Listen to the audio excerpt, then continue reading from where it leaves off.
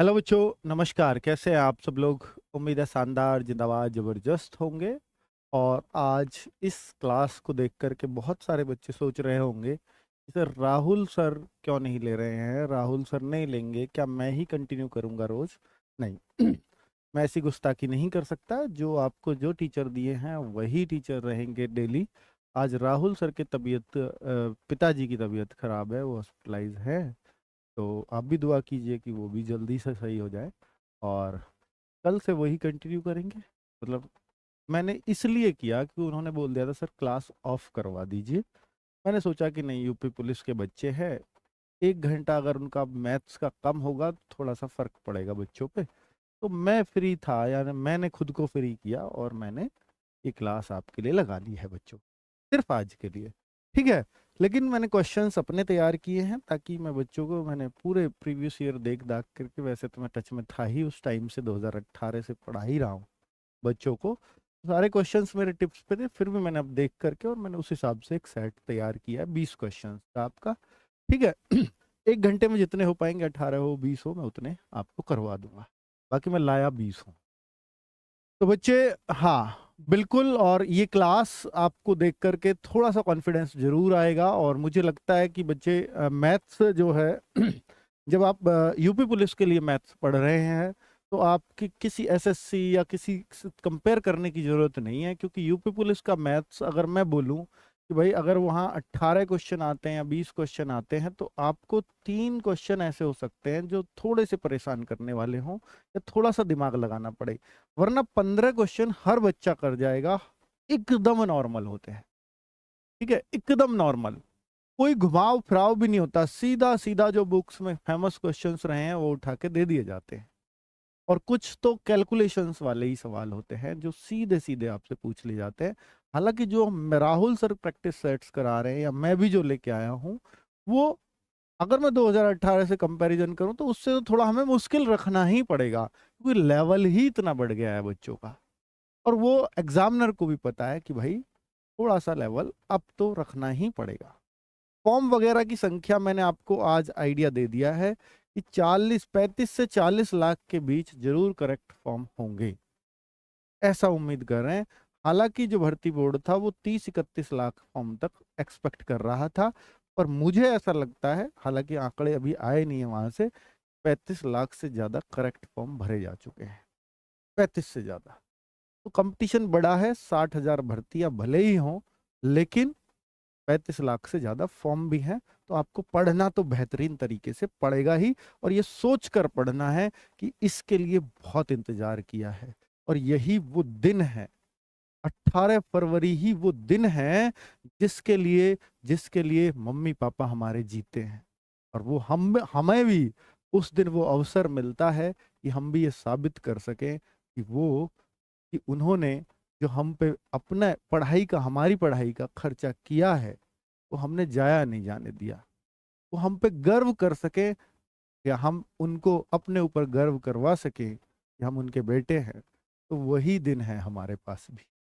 उस दिन के लिए बच्चे मेहनत कर दीजिए।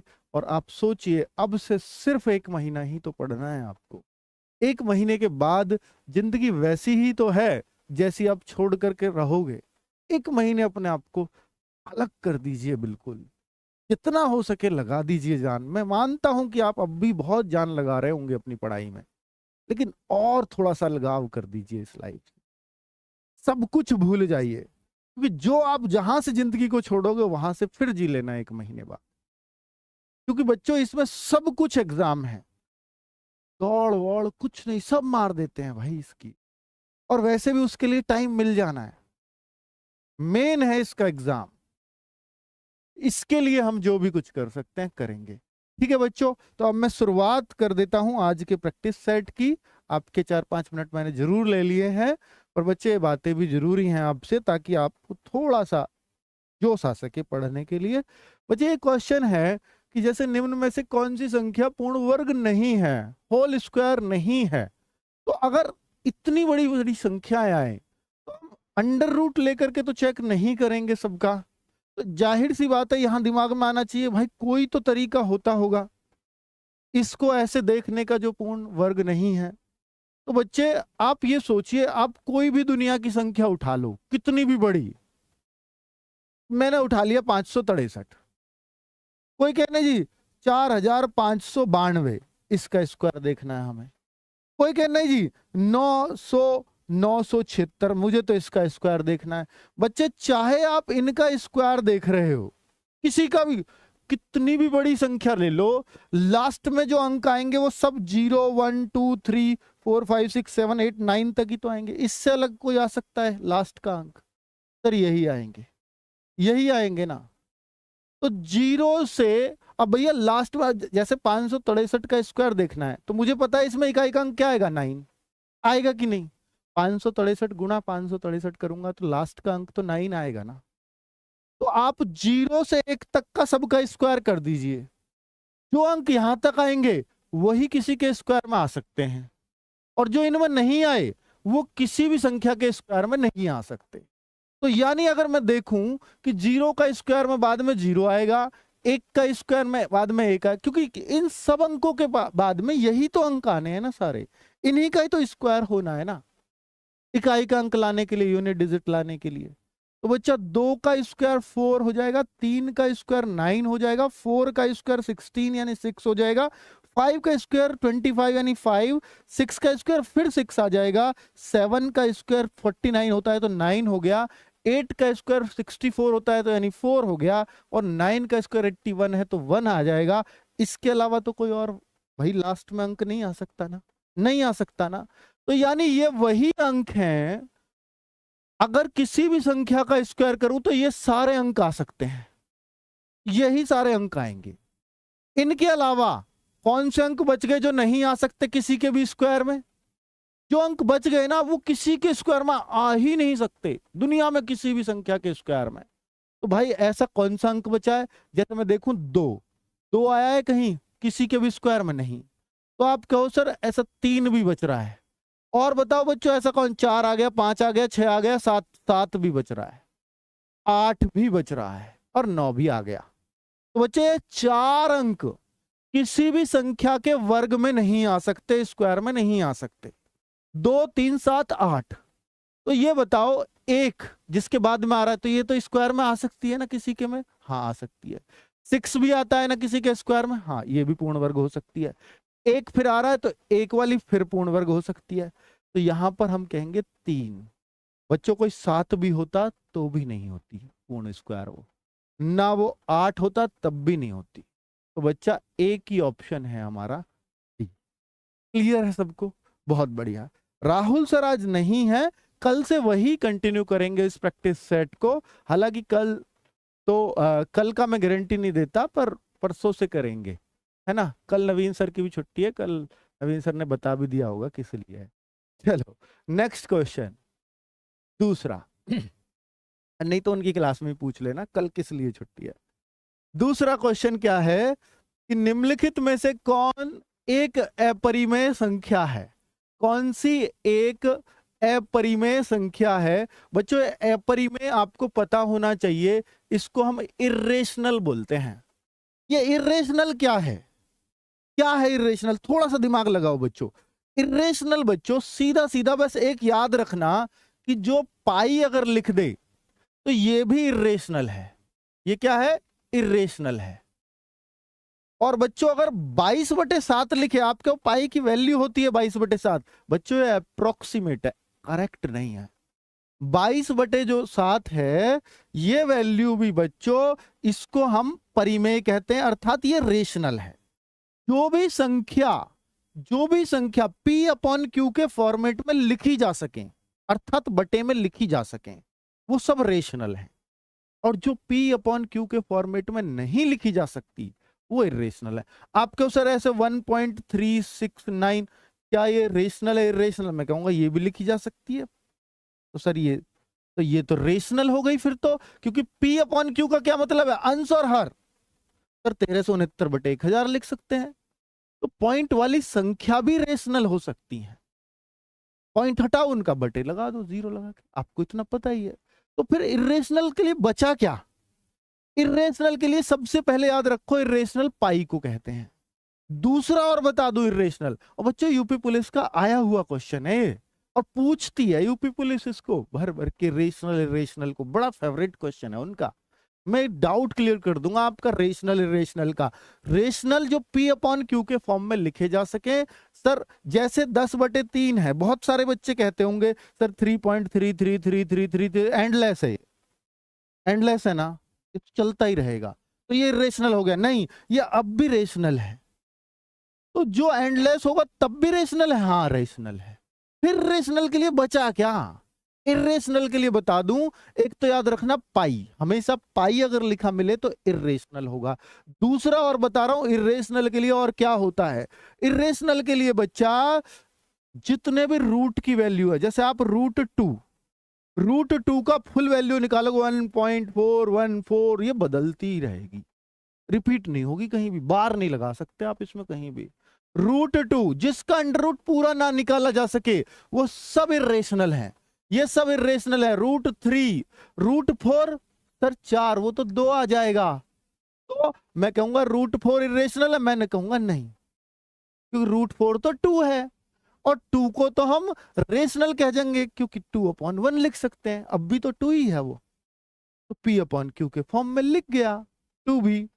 अब बच्चों आगे अगर मैं बोलूं कि रूट 5 इसका रूट वैल्यू निकाल दोगे, नहीं, तो ये भी इरेशनल है। रूट 6 का निकाल सकते हो, नहीं, तो ये भी इरेशनल है। रूट 7 निकाल सकते हो, नहीं, तो ये भी इरेशनल है। रूट 8 निकाल सकते हो, आपको इसको 2√2 लिख सकते हैं, बेटा तब भी तो रूट ही रहा, रूट तो तब भी रहा ना, तो ये भी इरेशनल है। आपको रूट 9 ले सकते हैं, रूट 9 तो बच्चा 3 होता है, इसलिए रूट 9 इरेशनल नहीं है, तो रेशनल हो जाएगा। तो अब आपको समझ में आ गया ना, रूट 16 भी रेशनल में आ जाएगा क्योंकि वो 4 होता है। बाकी रूट 15, रूट 14, रूट 13, रूट 12 सब इरेशनल होंगे। अब आप इसको समझिए, ये सवाल कैसा दिया है, दोनों के ऊपर रूट है, तो हम इसको ऐसा लिख सकते हैं 12/3, क्योंकि अब भी तो रूट 12/√3 ही है, एक साथ कर सकते हो इनको, लड़ाई नहीं है इनकी कोई ऐसी। तो ये रूट 4 बचा, और रूट 4 तो बच्चा मैंने रेशनल बोला है क्योंकि ये तो 2 होता है। अब इसको भी ऐसे ही सोचो, सर ये रूट 4/25 है, एक रूट में लूं तो रूट 4 का 2 और रूट 25 का 5, तो ये P/Q में आ गया, तो ये भी रेशनल हो गया, रेशनल हो गया ना। अब अगर मैं इसको देखूं तो ये आएगा सर रूट 20/4, 4×5 = 20, तो क्या रहा ये फाइनली रूट 5। रूट 5 क्या है सर? इरेशनल है, तो ये हमारा आंसर हो गया। ये दिखाओ ये क्यों नहीं है, तो भैया देखो ये 63/28 है कि नहीं है? इसको अगर मैं 7 से काट दूं तो 7 नाम 63, 7 चौक 28, इतना दिमाग तो लगाना पड़ेगा। अब 9 का 3 और 4 का 2, इसलिए ये क्या हो गया P/Q की फॉर्म में लिख गया, तो ये भी रेशनल है, ये भी बच्चों क्या है? रेशनल है। तो हम क्या कह देंगे कि भैया ये भी रेशनल हो गया, तो हमें इरेशनल ढूंढना था, हमने ढूंढ लिया बहुत आराम से। बच्चों कितना कितना आसान है ना। नेक्स्ट क्वेश्चन की बात करूं कि ये बच्चे क्या है, बार वाले सवाल बोलते हैं इनको, इनकी वैल्यू बताओ। बच्चों बार वाले सवालों को अगर मैं आपसे बोलूं कि जैसे कोई आपके सामने 1.32 लिखा हुआ है, इसकी एक ट्रिक बता रहा हूं बच्चों, ट्रिक। अब तरीका बताने का समय नहीं है क्योंकि मैं पढ़ा नहीं रहा हूं, ये आपको प्रैक्टिस सेट करा रहा हूं, फिर टाइम से हो नहीं पाएगा बच्चों। 132 पूरा लिखिए, 132 माइनस बार से पहला ये अंश आता है, ऊपर की संख्या बटे हर, यानी ये न्यू पूछना चाहता है कि अगर कोई ऐसी संख्या दी हो तो ये कितने में कितने का भाग दिया होगा। तो अंश तो ये आ गया 131 आएगा, 131 में भाग दिया गया होगा कितने का? जितनी संख्याओं के ऊपर बार हो उतने 9 बना दी। सर दो अंकों के ऊपर बार है तो 2 9 बना दिए, 3 के ऊपर होता तो 3 9 बना देता। तो बच्चा क्या आ गया फिर सर? 131/99। तो इस सवाल का आंसर क्या हो गया? ये रहा। तो बार वाले सवाल भी क्या हो जाते हैं कई बार? रेशनल ही रहेंगे, क्योंकि बार वालों को तो इस फॉर्मेट में लिखा ही जा सकता। तो कई बार बार वाले भी देता है रेशनल है या इरेशनल है, बार वाले तो सभी P/Q के फॉर्म में लिखे ही जा सकते। ठीक है बच्चों, अब मैं यहाँ पर एक सवाल करवा रहा हूं आपको, ये वाला, कि अब बहुत सारे बच्चे सोचते होंगे सर इनको जोड़ दीजिए, उत्तर लिख दीजिए। नहीं, इनको जोड़ा कैसे जाएगा? P अपॉन Q के फॉर्म में बना के। 18 बार से पहले 18 माइनस 0 माइनस कर किया जाता है, पूरा अंक लिखो 18, जितना भी है, पॉइंट भूल जाओ, बार भूल जाओ। 18 माइनस बार से पहला क्या है? 0, अपॉन कितने अंकों के ऊपर बार है सर? 99, 2 अंकों के आगे प्लस है, तो ये भी क्या हो जाएगा? 23 माइनस 0 बटे 99। आगे क्या हो जाएगा? 37 माइनस 0 बटे 99। क्लियर है? अब बच्चों सबके नीचे 99 है, ऊपर तो 0 घट रही है तो कुछ घट ही नहीं रहा, तो 99 एलसीएम वो आ जाएगा सबका, तो ऊपर 18 बचेगा, 23 बचेगा और 37 बचेगा। इन दोनों को जोड़ दूंगा 60 और 18 78। 78 में अगर 99 का भाग दूंगा तो क्या आएगा बच्चों? 99 का अगर मैं 78 में भाग दूंगा तो क्या आएगा बच्चों? तो ये यही आ रहा होगा मेरे ख्याल से 0.78 दोनों के ऊपर बार, यही आ जाएगा। ये कैसे पता लगा? ये कैसे पता लगा मैं बता देता हूं बच्चों। 99 का जब मैं भाग दे रहा हूँ ना किसमें? 78 में, तो बार कैसे आता है वो दिखाना चाह रहा हूं। तो 99 का भाग जा नहीं रहा तो पॉइंट लगा के 0 बढ़ा लेते हैं। फिर यहां पर जाएगा ये 7 बार, 8 बार जा नहीं पाएगा क्योंकि ये थोड़ा ज्यादा हो जाएगा इससे, तो 7 टाइम्स, और 7 टाइम्स क्योंकि 100 होते 700, 7 कम रह जाएंगे, तो ये कितनी बार जाएगा? 7 नाम 63, 7 नाम 63 और 693 बार। ठीक है, अब बचेगा कितना सर? ये कितना बचेगा बेटा? ये बचेगा 87। 10 में से 3 गया 7, 10 में से 3 गया 7, यहां बचेगा बच्चों कितना? यहां होगा 17 में से 9 गए 8, 87, और ये पॉइंट लगा हुआ है 0, फिर बढ़ा सकता हूं, फिर यहां 8 आ जाएगा, फिर मैं 8 टाइम्स इसमें भाग दूंगा तो ये आ जाएगा 792। अब मैं इसको फिर घटाऊंगा, 10 में से 2 गया 8, यहां बचेगा बच्चा 16 में से 9 गया 7, 78। तो सेम वही सिचुएशन, फिर से 780 आ जाएगा, फिर से 0.78, बिल्कुल ऐसा ही चलता रहेगा। 78 की पॉइंट तो पहले ही लग गया, अब बार बार 78 आता ही चला जाएगा, ये भाग एंडलेस हो जाएगा। इसको हम कह देते हैं भैया बार बार आ रहा है ना ये, तो क्या बार बार रिपीट हो रहा है सर? 7 8 दोनों ही रिपीट हो रहे हैं। अगर केवल 8 8 रिपीट होता तो मैं कहता 0.7 केवल 8 के ऊपर बार, लेकिन दोनों ही रिपीट हो रहे हैं तो दोनों के ऊपर बार, तो बच्चा ये रहा, इसलिए आया ये। ठीक है, चलो आगे बढ़ते हैं। ओहो बड़ा बड़ा सा सवाल दे दिया, पर बच्चा बहुत आसान है, एक बार कोशिश तो करिए। देखो कैसे, एक छड़ के 1/10 भाग को लाल रंग से, 1/20 भाग को नारंगी रंग से, उसके 1/30 भाग को पीले रंग से, 140 भाग को हरे रंग से, 150 को नीले से, 160 को काले रंग से, और जो बच गया फिर 23 भाग को, उसको वायलेट रंग से रंगा गया है। यदि वायलेट रंग से रंग भाग की लंबाई 12.08 है तो छड़ की पूरी लंबाई बताओ। तो छड़ की पूरी लंबाई 1 मान लेते हैं बच्चों, 1 कुल लंबाई, पूरी लंबाई। जब भी ऐसे केस में दिया हो तो आपको ये मान लेना है 1 है, क्योंकि 1 के ही भाग किए हैं पूरे।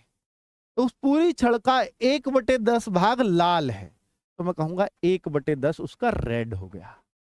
ठीक है, फिर कहता है 1/20 उसका नारंगी, पूरा इंद्रधनुष बना दिया उसने, तो 1/20 नारंगी यानी ऑरेंज है।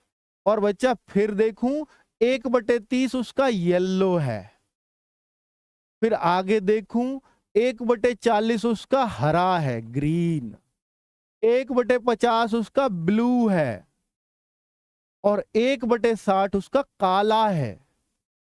ये ब्लू ब्लू और ये ब्लैक ब्लैक। ठीक है बच्चों, अब इसके बाद भी छड़ बच गई, अब शेष कितना है फिर?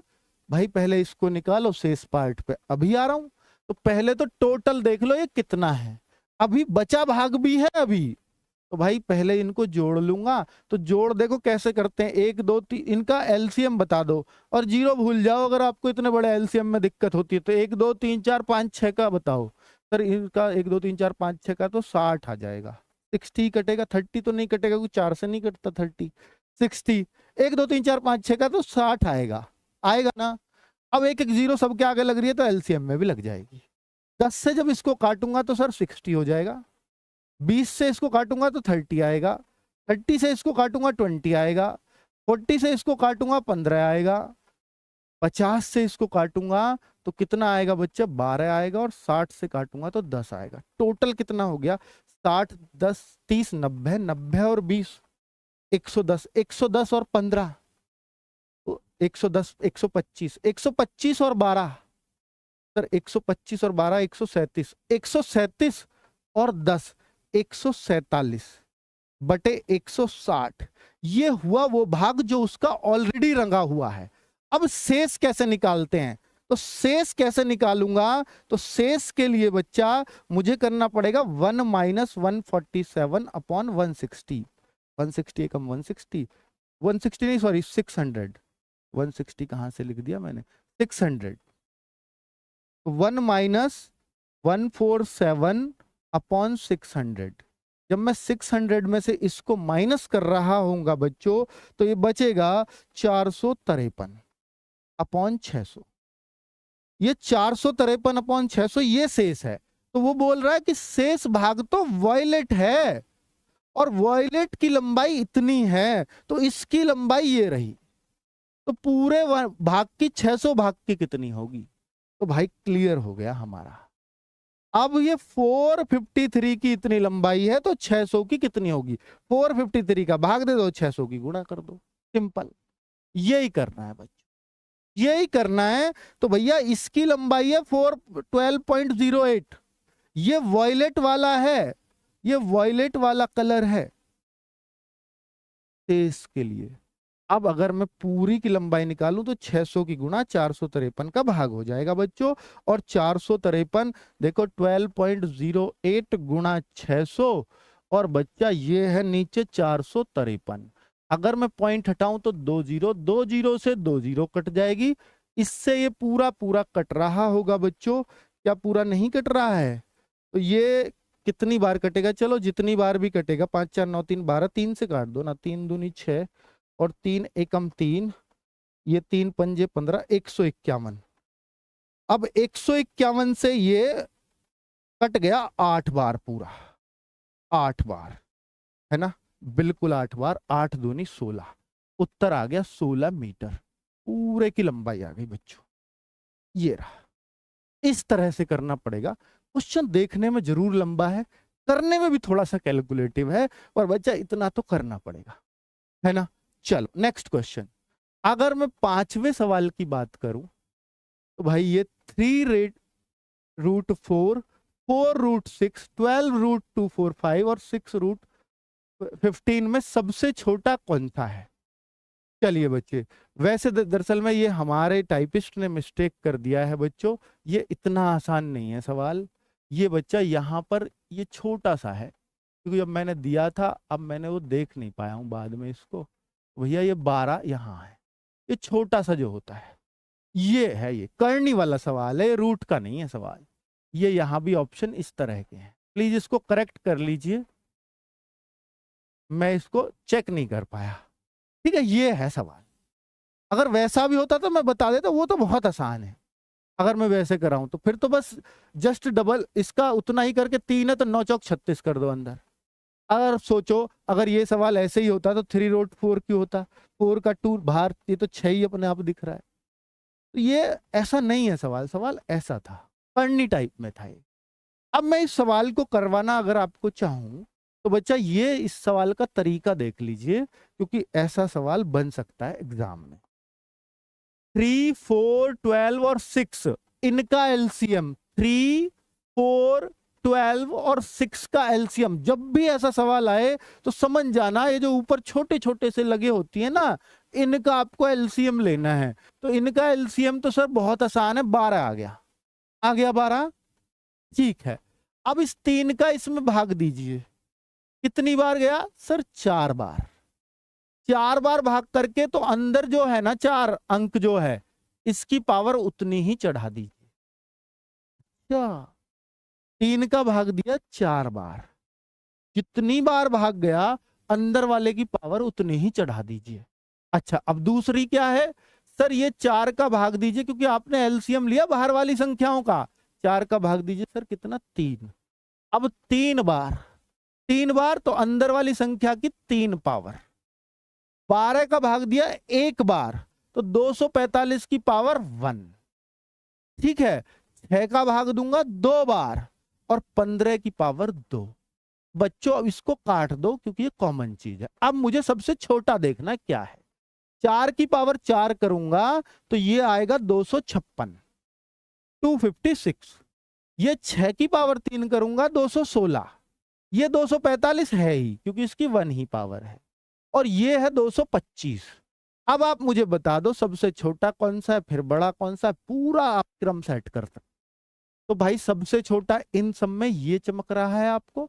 ये आया किससे है सर, 6 से। 6 किससे आया है सर, इससे।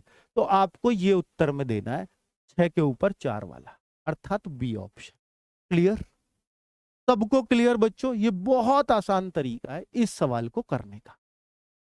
मेरे ख्याल से सबको समझ में आ गया होगा। चलिए आगे बढ़ता हूं। 6th question. बच्चों चैप्टर नहीं पढ़ा रहा हूं इसलिए थोड़ा तेज भी चल रहा हूं।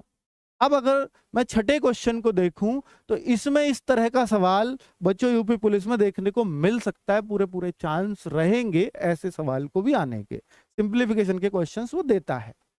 बच्चों अगर मैं इस सवाल को देखूं, देखो ये वाला सवाल इतना बहुत बार हल किया होगा आपने, नहीं किया है तो अभी सीख लेंगे। तो क्या इस साइड को हल कर दोगे आप?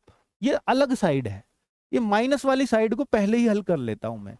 सर ये तो 2 पहले भाग दूंगा, ब्रैकेट वाली चीज पहले होगी तो ये 5 हो जाएगा। इन दोनों की जगह 5 लिख दूं।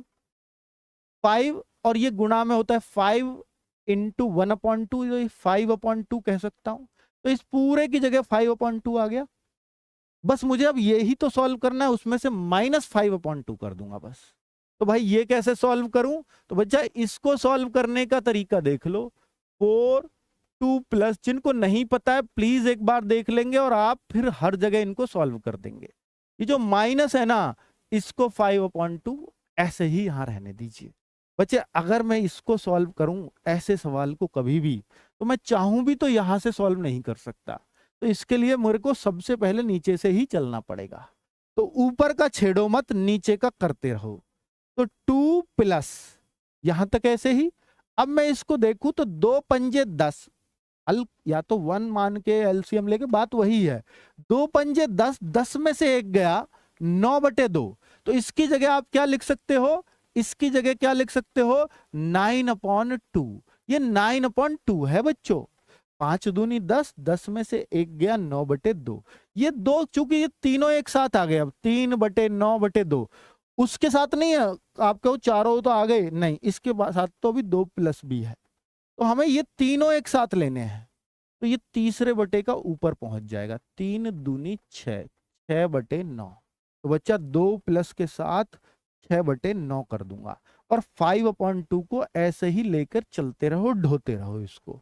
अब क्या फिर से इसको ऐसे हल करेंगे। 9 दूनी 18, माइनस होता है तो इसको माइनस करो, प्लस होता है तो प्लस करो। 9 दूनी 18 प्लस 6, 24/9। या 3 से काट भी सको इन्हें, वो आपकी मर्जी है, बाद में कट जाएंगे कोई बात नहीं। 9 दूनी 18 से 24/9, 1 प्लस 4 बटे क्या आ रहा है, 24/9। तो ये 9 ऊपर पहुंच जाएगा, नीचे रह जाएगा 24। समझ में आ गई बात भाई? 9 दूनी 18 से 24/9, 9 ऊपर पहुंच जाएगा, -5/2। आप काटना चाहो तो काट लीजिए, 4 से 6 बार, 3 से 2 बार, तो सॉरी 3 बार, 3 से 2 बार। तो इधर बचा 1 प्लस 3/2 -5/2, यही तो बच गया। अब भाई अब तो कुछ है ही नहीं सवाल में, सीधा 2 एलसीएम लीजिए। 2 एकम 2, 2 एकम 2 और 3, और भाई ये -5। तो 5 -5 भाई 5, ये रहा ना 3 2 5, 5 -5 0/2, और 2 से काटा तो 0 ही आ गया। ये रहा आंसर, सबका आंसर 0 बहुत आराम से आ गया होगा। क्योंकि इधर भी ये साइड पूरा हल करूंगा तो 5/2 ये आ जाएगी। इन दोनों को जोड़ोगे 5/2 -5/2, 0 ऐसे भी कह सकते हो। ठीक है बच्चों, बहुत आसान सवाल हो गया। अब मैं अगले सवाल की तरफ मूव करता हूं। Question number 7। 7 क्या कहता है, देखो 3 अंकों की एक संख्या एबीसी है। बेटा एक नया सा सवाल दे रहा हूं आपको, और ये यूपी पुलिस जेल वार्डर में पूछा हुआ सवाल है। और बच्चों बहुत बच्चों ने गलत किया था। ये जेल वार्डर देखो ऐसे भी सवाल पूछ लेती है यूपी पुलिस, इसी भर्ती बोर्ड ने पूछा था। 3 अंकों की एक संख्या है एबीसी, जिसमें ए 100वें स्थान पर, बी 10वें स्थान पर, सी इकाई के स्थान पर है। मतलब ये जो कह रहा है कि जैसे एबीसी है ना 1 2 3, तो ए ये है, बी ये है और सी ये है। ये इकाई के हो गया, दहाई के हो गया, सैकड़ा के स्थान, 100वां स्थान, इसको ऐसे बोला है। ठीक है, चलिए मुझे नहीं पता ये अंक क्या है, पर मैंने देखा कि ये ऐसे एक अंक लिखे हुए हैं। ये 235 भी हो सकता है, मुझे नहीं पता ये कितना है।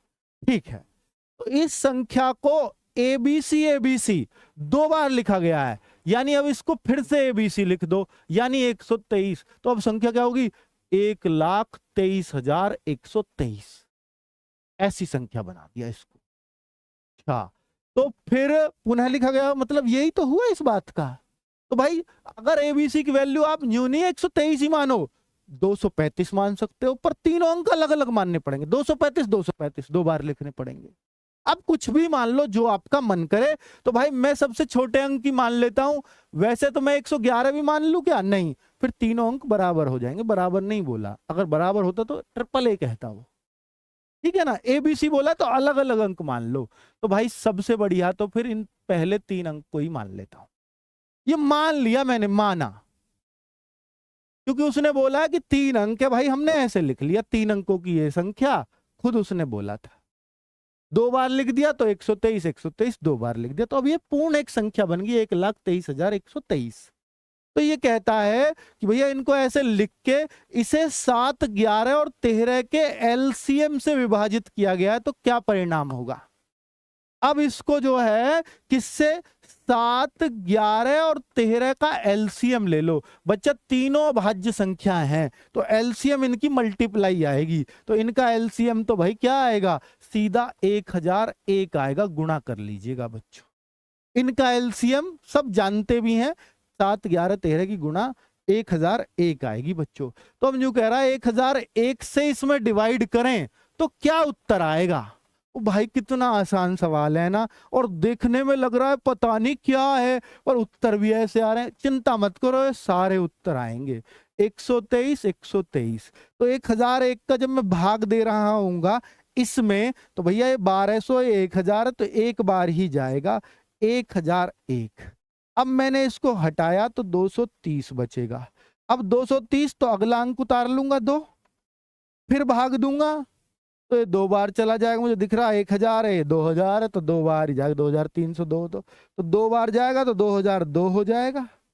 बच्चा अगर मैं घटाऊं तो 300 बचेगा, देख लो घटा के। फिर मैं इस अंक को उतारता हूं, भाग दे रहा हूं, तो 1000 एकम तिया 3003 कट गया पूरा। कितने अचंभे की बात है। तो उत्तर क्या आया सर, 123। 123 बताओ क्या क्या माना था सर। एक तो ए माना था, 2 को बी माना था, 3 को सी माना था। तो उत्तर क्या आया, ए बी सी। ये रहा बच्चों, कितना आसान है। और जरूरी नहीं है आप 1 2 3 मानो, 2 3 5 2 3 5 मान लो, या 4 5 6 4 5 6, जो आपका मन करे उत्तर में वही आएगा। आपने 2 3 5 2 3 5 माना तो ये भी 2 3 5 आएगा। आप करके देख लेना, 1001 का भाग बिल्कुल यही आएगा। ठीक है, तो बहुत आसानी से हमने इस सवाल को निपटा लिया। अब नेक्स्ट क्वेश्चन की तरफ मूव करते हैं। क्वेश्चन नंबर 8 जरा देखिए। एक पार्टी में महिलाओं और पुरुषों का अनुपात 3:2 है। तो भाई साहब महिला को फीमेल कह दूं और ये मेल कह दूं, इनका रेशो 3:2 है। इसमें अगर 20 पुरुष और आ जाते हैं, 20 मेल और आ जाते हैं, यानी ये प्लस 20 और हो जाते हैं, तो ये रेशो 2:3 2:3 हो जाएगा। मैं इसको 2 तरीके से कर सकता हूं, या तो मैं एक्स से करूं, या मैं इसको एक तरीके से कर दूं जो आपको बहुत अच्छा लगेगा। तो आप चाहे जिससे भी चाहें, अगर मैं x से करूंगा तो x वाला मेथड, फर्स्ट मेथड x वाला है मेरा फर्स्ट मेथड, तो इसको ये है कि ऊपर के साथ x लगाओ, 3x फीमेल 2x मेल। तो भैया मेल में ही तो बढ़े हैं 20 आदमी, इससे दिमाग नहीं लगाना आपको ज्यादा। मेल में बढ़े, फीमेल में कुछ नहीं बढ़ा, तो ये रेशो 2:3 हो गया। बस x की वैल्यू निकाल दो तो आपको महिलाओं की संख्या मिल जाएगी 3x करते ही। तो देखो 3 तिया 9x, 2 की इधर मल्टीप्लाई करूंगा 4x और 40, 9x में से 4x घटेगा तो 5x इज इक्वल टू 40 और x इज इक्वल टू 40/5। बच्चा ये हो गया 8। अगर x की वैल्यू 8 है तो महिला कितने x है? 3x। तो महिला कितनी हो जाएंगी टोटल? सर वो तो 3x हो जाएंगी। तो 3 गुणा 8 यानी 24 महिला। ये रहा आंसर आपका, यही पूछा था। दूसरा तरीका, अगर मैं सेकंड मेथड करने लगूं इस सवाल का, तो बच्चा देख लो सेकंड मेथड भी। सेकंड मेथड में आपको मुंह जवानी ही करवा दूंगा बच्चों। अगर चूंकि बढ़ा क्या है सर? मेल बढ़ा, ध्यान दे दिया, मेल बढ़ा, तो फीमेल तो दोनों तरफ सेम होना चाहिए, तो ये फिर अलग अलग क्यों है? तो इसको सेम बनाया जाएगा। तो सेम, ये सेकंड मेथड बता रहा हूं, यहीं कर देता हूं वरना फिर वहां कंफ्यूज हो जाओगे बाद में देखोगे तो भाई ये 3-2 था ना, और ये है 2-3, तो बढ़ा क्या है 20। ये मैं सेकंड मेथड करने जा रहा हूं बच्चों, तो यहां पे मेरे को ये दोनों सेम करने हैं, ये सेम करने हैं बच्चों, सेम। तो सेम कैसे करूंगा? इधर 2 की मल्टीप्लाई, इधर 3 की, दोनों में ही होगी, दोनों में ही होगी बच्चों। तो अब आप ये बताओ कि ये 6 कर दिया, लेकिन ये भी क्या हो जाएगा बच्चों? 2 की मल्टीप्लाई तो दोनों में होगी, तो ये 4 हो जाएगा, और यहां कितना हो जाएगा? 9 हो जाएगा कि नहीं? तो आप देखो मेल का रेशो कितना बढ़ गया 20 आदमी के आने से, क्योंकि ये तो सेम किया है। मेल का रेशो बढ़ा सर 5 रेशो, जो बढ़त हुई है ये देखो बस 5 रेशो। और 5 रेशो किसकी वजह से बढ़ा? 20 आदमी के आने से। तो एक रेशो की वैल्यू क्या है सर? 4। 5 में 20 है तो एक में कितना है? 4। अब महिलाएं जो है नए रेशो के हिसाब से देखूंगा मैं, क्योंकि सब कुछ नए के हिसाब से ही तो चल रहा है, 20 नए में ही तो आए हैं। तो भैया महिलाओं का रेशो कितना है? 6 रेशो। कहीं से भी देख लो आप, 6 रेशो है ना, तो महिला कितनी हो गई? जब एक रेशो में 4 है, महिला है 6 रेशो, तो 6 गुणा 4 24 महिला। ये हमारा सेकंड मेथड है। आपको जैसे अच्छा लगे वैसे कर लीजिए। नेक्स्ट क्वेश्चन पे चलते हैं, क्वेश्चन नंबर 9। ये 9th क्वेश्चन क्या कहता है बच्चों? एक बार जरा देखेंगे। अपने पशुओं को चराने के लिए, ये पार्टनरशिप से क्वेश्चन आ गया है। एक्स और वाई ने घास के मैदान को 300 रुपए पर पट्टे पर लिया, किराए पर लिया। यदि एक्स ने पशुओं को 5 सप्ताह चराया, 10 पशुओं को, इसके पास 10 पशु हैं, एक्स के पास और वाई के पास। एक्स के पास 10 पशु हैं और इसने 10 पशुओं को 5 सप्ताह तक चराया, 10 हर सप्ताह लाता रहा, तो 50 पशु चर गए उसके, अगर मैं ऐसे देखूं तो। और दूसरे वाले ने 15 पशुओं को 7 सप्ताह तक चराया, तो इसने तो चराए मान लीजिए 50 और इसने चराए 105। तो अब जो पैसा बटना चाहिए, किराया बटना चाहिए, वो इस रेशो में बटना चाहिए कि नहीं? बताओ आप। बिल्कुल इसी रेशो में बटना चाहिए। तो आपस में किस अनुपात में किराया बटना चाहिए, यही आप उसने पूछा है। 300 को बांट के नहीं पूछा, पूछा किस रेशो में 300 रुपए को बांटे। तो रेशो ये होगा बच्चों, अगर मैं इसको 5 से काट दूं तो 10, 5 से काट दूं तो 21। ये हमारा इसका आंसर है। बहुत आसान है ना। चलिए नेक्स्ट क्वेश्चन की तैयारी करते हैं, 10वां। ये एवरेज से क्वेश्चन आ गया बच्चों। तो अगर हम इस सवाल को देखें तो सोमवार, बुधवार और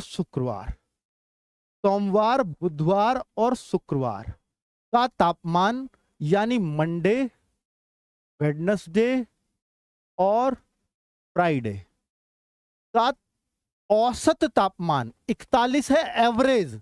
तो आपको एवरेज में इतना पता होगा, अगर एवरेज इतना है तो टोटल होगा 123।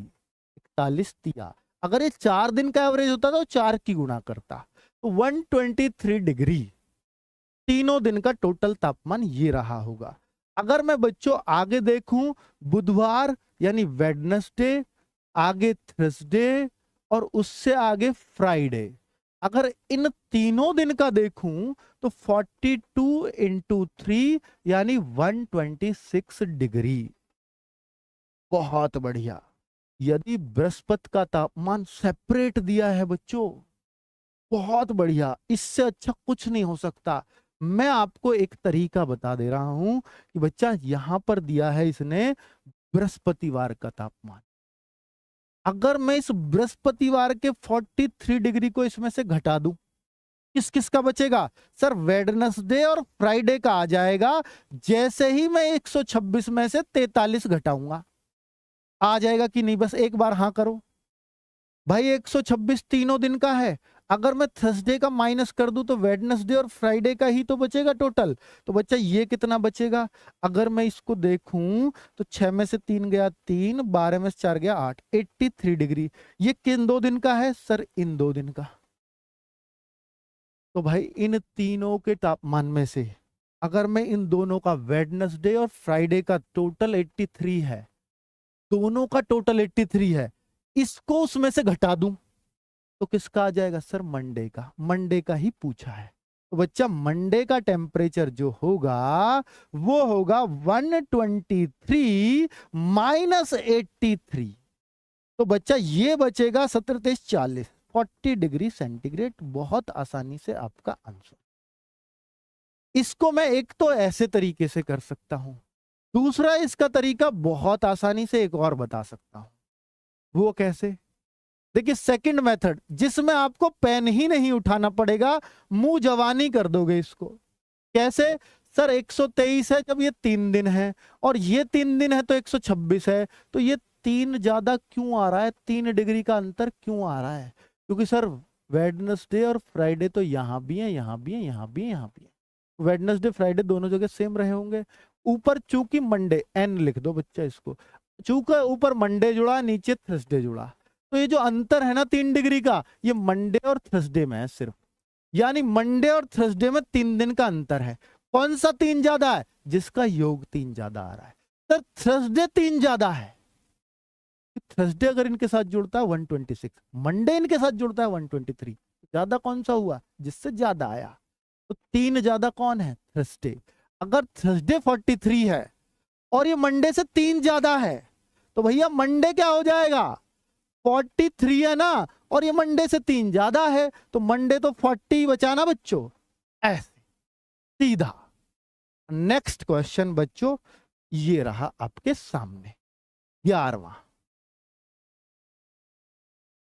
प्रथम 3 संख्याओं का एवरेज चौथी संख्या का 2 गुना है। बहुत जबरदस्त क्वेश्चन है बच्चों। पहली 3 संख्याओं का एवरेज चौथी का 2 गुना है। तो चारों संख्याओं का औसत अगर 12 हो तो भैया चारों का योग बता दो पहले तो। चारों का अगर औसत 12 है तो योग सम क्या होगा? 4 गुणा 12 यानी बच्चा 48। सम 48 होगा पक्का? जी हाँ। अब बच्चों वो कहता है कि प्रथम 3 संख्याओं का औसत, तो प्रथम 3 का योग, मैं योग को देखूंगा, चौथी संख्या से 2 गुना है। तो चौथी संख्या से दुगुना है। चौथी अगर 1 है तो ये दुगुना है प्रथम 3 का, लेकिन ये औसत है दुगुना। बच्चा औसत एवरेज है दुगुना, तो इससे दुगुना एवरेज है, लेकिन मुझे योग चाहिए, योग। तो योग के लिए क्या करूंगा? क्योंकि ये 3 का योग है तो 3 की इसमें मल्टीप्लाई कर दूंगा योग लाने के लिए। बस उत्तर 6:1। 3 का औसत तो दुगुना था भैया, इनसे दुगुना, ये बोला ना दुगुना, तो चौथी को 1 मानूं तो औसत तो दुगुना है। लेकिन जब मुझे पता 3 का औसत 2 है तो योग क्या होगा? 2 गुना 3 तो 6। तो 6 और 1 का औसत है योग में और चौथी संख्या में अनुपात जो है। समझ में आ गई? और अगर मैं इन चारों का योग करूं तो 6 रेशो इसके पास है 3 के योग में, और चौथी एक रेशो है, तो 7 रेशो की वैल्यू। तो भैया इनका योग करूं तो योग है चारों का 48। 48। तो भैया चौथी संख्या पूछी, यानी एक रेशो की वैल्यू पूछी है, तो 48/7।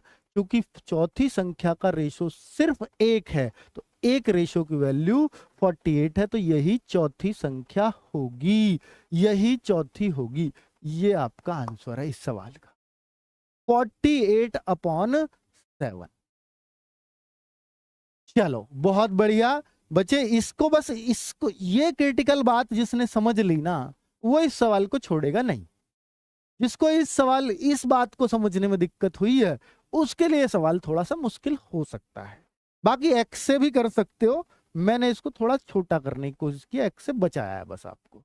नेक्स्ट क्वेश्चन, 12वां सवाल क्या है भाई। कोई चीज अगर आपको नहीं समझ आ रही है ना, तो चिंतित होने की जरूरत नहीं है, उसको एक बार दोबारा सुनना कि मैंने क्या बोला है। मैंने हर वो पॉइंट बोला है जहां बच्चे को समझने में दिक्कत आती है। ठीक है, अब मैं 12वें क्वेश्चन को करवाऊं, तो किसी कर्मचारी का वेतन पहले 50% बढ़ जाता है और फिर उसके बाद 44% घट जाता है। जब भी ऐसा सवाल बने ना, पहले बढ़ा इतना परसेंट, फिर उतने परसेंट कम हो गया। तो जब आप औसत को पहले ये मान लीजिए 100 था, उसका वेतन मैंने 100 मान लिया, पहले उसका बढ़ा 150 हो गया, फिर उसका 44% घट गया, तो घट गया 100 में से ही घटाइए, क्योंकि 100 पे 50 बढ़ा तो 150 हो गया। अब 100 में से 44 कम हो गया, तो 100 में से 44 कम होगा तो कितना आएगा बच्चों, 56। ये 44% कम का नतीजा है और ये 50% बढ़त का नतीजा है, बढ़त का। ये बढ़ा तो 100 से, कम भी हुआ तो 100 से, और नीचे बेटा 100 ही कर दीजिए बस। अब काट पीट लीजिए, जीरो हर जगह हर सवाल में यही काम कर जाएगा। 5 तिया 15, 5 दूनी 10, 2 से काटू तो 28, 28 तिया 84। तो हमारा वेतन कितना था, 100। अब क्या आ गया, 84। हुआ ऐसा था 50 बढ़ा 44 घटा, तो बच्चों को लगेगा 6 बढ़त रहेगा ये, अब भी ऐसे नहीं करते, दिखने में लगेगा 6 बढ़त है। ओवरऑल क्या हुआ, 100 वेतन था, अब वेतन ये हो गया, तो क्या हुआ ओवरऑल, सर कमी आई। कितनी कमी आई सर, 100 में से 84 घटा के देख लो। तो चूंकि 100 इसलिए ही माना ताकि सीधा परसेंट कह सकूं, 16% कमी। अगर ये आता 110, वो कहता 10% बढ़त, आता 105, 5% बढ़त, ये आता 92, 8% कमी, 84 आया है तो 16% कमी। तो भाई ये रहा उत्तर। चलिए नेक्स्ट, यह आप एक फॉर्मूला भी लगाते हैं यहां पर, x प्लस वाई, x गुणा वाई बटे 100। ये एक फॉर्मूला भी है इस सवाल को करने का। बढ़त को प्लस में रखो, कमी को माइनस में रखो, और भैया फिर 50 गुणा माइनस के 44 बटे 100। आप इस सवाल को ऐसे भी कर सकते थे, 50 दूनी 100, दो, ये सेकंड मेथड है बच्चों। और 2 से इसको काटूंगा तो 22 बार, और बच्चा 50 में से 44 गया 6, और वो माइनस के 22, तो माइनस के 16, और -16 आया तो 16% कमी। अब चाहे तो ऐसे भी कर सकते हो। नेक्स्ट क्वेश्चन है 13। नेक्स्ट बच्चों, ऐसे सवाल यूपी पुलिस में अक्सर आपको देखने को मिल सकते हैं। परसेंटेज का रोल थोड़ा सा इस तरह से भी आ सकता है, जैसे 800 है, 800 के 75%, के या का जब भी बोलेगा मतलब गुणा, 75%, परसेंट का निशान जब भी हटाना है अपॉन में 100, फिर इसका 120%, परसेंट हटाना फिर बटे में 100, इसका 40%, 40 बटे 100, परसेंट हटाना है बटे 100 लगाना है सीधा। डबल जीरो से डबल जीरो, 2 जीरो ये कट गई, 25 तिया 75, 25 चौके 100, 4 से काटू तो 2 बार, नीचे कुछ नहीं बचा, गुणा कर लो। 3 दूनी 6 चौक 24 की 12 में गुणा करूंगा, 12 चौक 48, 12 दूनी 24 और 4 28, 288, जहां भी होगा हमारा आंसर। चलिए नेक्स्ट क्वेश्चन, कैलकुलेशन तो कर सकते हो ना बच्चों। नेक्स्ट, मुझसे फास्ट हो आप कैलकुलेशन में, आपके उत्तर मुझसे पहले आ रहे हैं। 20% लाभ पर बेचे जाने वाले 10 मीटर कपड़े का क्रय मूल्य, क्रय मूल्य कहते हैं सीपी को बच्चों। 20% लाभ पर कोई चीज बेची गई है, 10 मीटर का कपड़ा है, उसका क्रय मूल्य 360 रुपया है।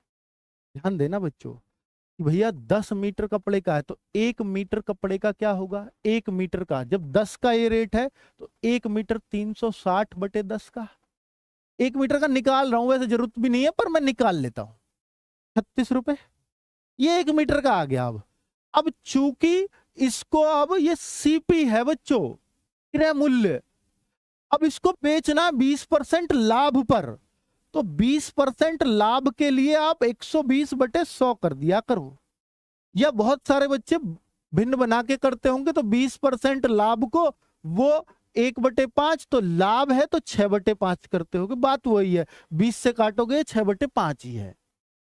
ठीक है, आपकी मर्जी है जैसे भी करना चाहो। तो बच्चा अगर मैं देखूं तो 2 छिक्के और 2 पंजे, तो ये मेरे को मिला 216/5, ऐसा ही रहने दीजिए, कोई दिक्कत नहीं। ये लेकिन 1 मीटर कपड़े का विक्री मूल्य है, हमें 20 मीटर कपड़े का बिक्री, बेटा ये तो खरीद थी 1 मीटर की, अब ये सेलिंग प्राइस है क्योंकि मैंने प्रॉफिट पे बेच दिया इसको, इतना प्रॉफिट लेके, पूरा पूरा नहीं आ रहा कोई बात नहीं, लेकिन ये 1 मीटर का दाम है क्योंकि 1 मीटर कपड़े पे कर रहा हूं सारा काम। अब मुझे चूंकि 20 मीटर कपड़े का देखना है तो इसमें 20 मीटर की गुणा कर दीजिए, 216/5 गुणा 20, बच्चा ये 4 बार 216 चौका, तो भैया ये 864 रुपया उत्तर आपका ये रहा। जैसे आपको करना है वैसे कर दीजिए, आपके अपने अपने तरीके हो सकते हैं अलग अलग। 15वें सवाल को ले लेते हैं फटाफट, तो फिर नवीन सर आपका इंतजार कर रहे होंगे। एक वस्तु 2500 रुपए में खरीदी गई, दुकानदार इसकी कीमत पर 12% की छूट की अनुमति देता है। 2500 रुपए में खरीदी गई, 12% की अनुमति देता है, छूट ले जाओ जी ले जाओ। 2500 में खरीदी है दुकानदार ने, आपने नहीं, 12% की छूट ले जाओ, फिर भी 10% का लाभ कमा जाता है, छूट भी दे रहा है लाभ भी कमा रहा है।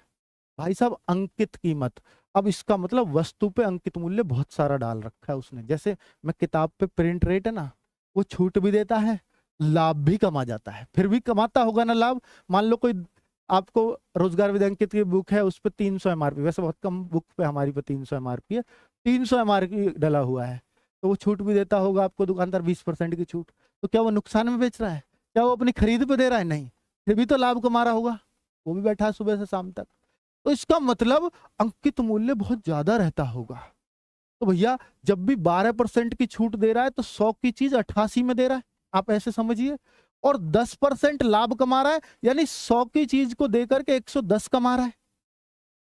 और दोनों ही केस में दुकानदार को, भैया इसका मतलब है 2500 में अगर दुकानदार ला रहा है, अपनी खरीद है उसकी, वो छूट देना चाहता है आपको, तो इसका मतलब इस पे थोड़ा सा और बढ़ाना पड़ेगा, उसको छूट देनी है तो छूट इस रेट पे दी जाएगी। यानी बच्चों बड़ी संख्या ऊपर, क्योंकि मुझे ज्यादा मूल्य करना पड़ेगा, अगर मुझे छूट देनी है ज्यादा की गुणा करनी पड़ेगी। और बच्चा अगर 10% लाभ कमाना है तो मुझे और मूल्य ज्यादा डालना पड़ेगा, तो इनमें ज्यादा क्या है 110/100, तो ज्यादा करना है तो ऊपर ज्यादा बड़ी संख्या रखनी होगी उन दोनों में से, इन दोनों में बड़ी जो बड़ी है वो ऊपर, बस उत्तर ले आओगे। ये सीधा सीधा एक लाइन में आपका आंसर आ रहा होगा। 11 से 10 बार, 11 से 8 बार, और 8 से ये कट जाता होगा, नहीं कटता तो 2 चौके 8, 2 पंजे 10, 4 से काट सकता हूं, 4 छिंगे 24, 4 दूनी 8, 4 पंजे 20, 5 से काट दूंगा 625, पंजे 3125। ये रहा मेरा आंसर इस सवाल का।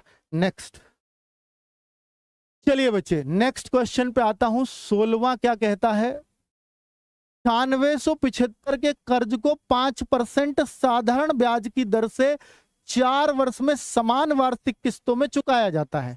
प्रत्येक किस्त का मान बताओ।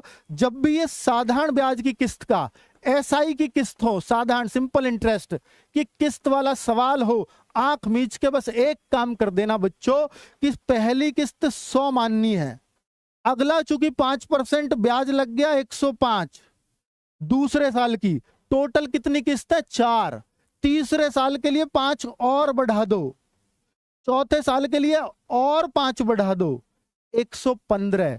ये परसेंट लिख दो। कर्जा जो है ना, इतने परसेंट वैल्यू है वो कर्जे की, 9675। ये जो कर्ज है ना, इतना परसेंट का मान है। आपको मान निकालना राशि का, राशि हमेशा 100% होती है, 100% की वैल्यू निकाल लो। तो बच्चा कभी भी ऐसा सवाल आए किस्तों का, तो आपको बस ये करना है। 100%, 105%, 110, 115 टोटल मिला के बता दो। 400, 405, 425, 425 और 15, 440। 440% की वैल्यू 9675 है। मुझे 100% की लानी है, तो पहले 1% ले आऊं, ये रहा सर 440 को नीचे कर दूंगा। मुझे 100 की लानी है तो 100 की मल्टीप्लाई कर दूंगा, 0 से 0 काट दो। और बच्चा जो काट सकते हो काट दो, 11 से जरूर कट रहा होगा। 11 अट्ठे 88, क्योंकि नीचे 11 से ही कट रहा है इसलिए। 11 अट्ठे 88, 8 बचा, 11 सत्ते 77, फिर बचेगा 10, 105 नहीं, कुछ तो गड़बड़ हो रही है। क्या मैंने 15, 5, 20 और 10, 30, क्या मैंने सही जोड़ा है ना? 15, 10, 25 और 5, 30। यार 430 आना चाहिए। देखो बच्चों, ये शायद 430 आएगा, मैं जल्दी में गलती कर गया हूँ। 430% है ये, 430, हाँ बिल्कुल सही। तो 1% और 100%, 1% की वैल्यू 9675 बटे 430, और चूंकि 100 की लानी है तो 100% is equal to 100% is equal to into 100। 0 से 0, 43 से कट रहा होगा पूरा पूरा। 43 दूनी 86, 10, 107, 43 दूनी 86, 21, 43 पंजे, तो 225 गुणा 10, 2250 रुपया उत्तर ये रहा सीधा। तो साधारण ब्याज की किस्त भी अब एक झटके में हो जाएगी बच्चों। आपसे कहीं भी साधारण ब्याज की किस्त का सवाल मिले, सीधा सीधा ऐसे करना है। टाइम अप होने वाला है, तो बच्चों मैं क्लास जल्दी से खत्म करने की ओर बढ़ रहा हूं। 17वां क्वेश्चन है, चक्रवृद्धि ब्याज का एक निश्चित दर पर निवेश किया जा रहा है। 2 साल बाद परिपक्व होने पर वह निवेशित राशि 1.21 गुना हो जाती है, तो ब्याज की दर बताओ। जब भी चक्रवृद्धि ब्याज में सीआई की कभी भी आपसे दर पूछेगा, तो आपको 2 चीज सबसे पहले करनी है, मिश्रधन बटे मूलधन। जब भी दर पूछे एक ही काम करना, जो समय है, समय कितना है 2 साल, अगर समय 3 साल हो तो वर्गमूल घनमूल, और 2 वर्ष है तो वर्गमूल, 2 तो वर्गमूल ही हो गया, और बाद में -1 गुणा 100। हर जगह ये उत्तर आपका दर का काम करेगा। बच्चों मिश्रधन क्या है, कह रहा है 1.21 गुना हो जाता है, तो भैया मिश्रधन 1.21 है, कोई धन हो गया गुना, तो 1 का ही होगा, कोई भी गुना होगा। भाई 1 है, दुगुना कहता तो 2 मानता और 1 मानता, लेकिन 1.21 गुना का है तो 1.21 1 मान लिया, -1 और बाद में गुणा 100, सॉरी -1 भी बाद में करना है। तो भाई पहले तो आप क्या करो, इसका क्या निकाल लो, वर्गमूल। 1.21 का 1.1, नीचे 1 का भाग 2 या मत दो, कोई दिक्कत नहीं है, और गुणा 100, ये 0.1 गुणा 100, और अगर इसको करूंगा तो 0.1 से 10, 0, 10% दर, ये रहा आपका आंसर। चलिए, बहुत थोड़ा सा जल्दी में हूं, इसलिए मैं बहुत ज्यादा समझा नहीं पा रहा हूं, क्योंकि अब टाइम ओवर हो चुका है। वैसे मैंने आपको ये जो फॉर्मूला लिखा है ना, दर का हर जगह काम कर जाएगा। अगर घनमूल हो तो 3 गुना, जब भी ये कहे ना राशि इतने गुना हो रही है, तो आप सीधा ये लगा देना, और जहां भी मिश्रधन मूलधन दोनों दिया हो, हर जगह ये दर का लग जाएगा। इसको ट्रिक कहिए, फॉर्मूला कहिए, कुछ भी कहिए। बच्चों 18वां सवाल है आपका औसत गति का, एवरेज स्पीड का। तो एक ही बात याद रखना है, एवरेज स्पीड में कुल दूरी, total distance upon total time, कुल समय, कुल दूरी बटे कुल समय। कुल दूरी कितनी है सर, 120 किलोमीटर 60 की स्पीड से, 120 किलोमीटर 80 की स्पीड से, तो 120 प्लस 120, दूरी तो ये हो गई, क्योंकि ये दूरी है दोनों में। समय कितना होगा सर, समय होता है 120 किलोमीटर को 60 की स्पीड से, तो 2 घंटे नहीं लगेंगे। 120 किलोमीटर को 80 की स्पीड से 1.5 घंटा नहीं लगेगा। तो टाइम क्या हो गया, 2 + 1.5। तो बच्चा ऊपर 240, नीचे 3.5, पॉइंट हटाओ 0, और मैं काटूं तो 5 सत्ते 5 चौके 20, 480। 480 में 7 का भाग दोगे, 7 छिंगे 42, 68.5 नहीं 7 छिंगे 42, 6 7 8 56, सही है, 68.57 उत्तर। बहुत बढ़िया। और ये 19वां सवाल टाइम एंड वर्क का है बच्चों। ए और बी 12 दिन में किसी काम को कर सकते हैं, तो A + B 12, B + C इस काम को 16 दिन में कर सकते हैं, तो 16, और C और A मिलके इस काम को 24 दिन में कर सकते हैं। यहां पर अगर मैंने देखा तो 48 ये टोटल वर्क आ जाता है बच्चों। एक दिन का काम एक दिन में कितना करेंगे, सोचो। 48 वर्क, इनका एलसीएम, तो 12 चौके 48, 16 × 48, 24 दूनी 48। एक दिन में कोई इतने इतने खंबे लगाता है, लेकिन ये भी 2-2 लोगों से मिलकर लग रहे हैं इतने भी। अब मुझसे पूछा है तीनों मिलकर कितने दिन में काम करेंगे, तो भैया ये 4 3 7 2 जो 9 खंबे लग रहे हैं ना, ये तब लग रहे हैं जब ए भी 2 बार कर रहा है, बी भी 2 बार कर रहा है, सी भी 2 बार कर रहा है, तब 9 खंबे लगते हैं। लेकिन अगर ये एक एक बार करें तो 9/2 खंबे यानी 4.5 ही काम होगा एक दिन में। और काम कितना है, 48। तो कितना समय लग जाएगा इस 48 को करने में। अगर ये तीनों मिलके करें तो ये काम करना पड़ेगा ऐसे, 0 लगा ली बच्चों।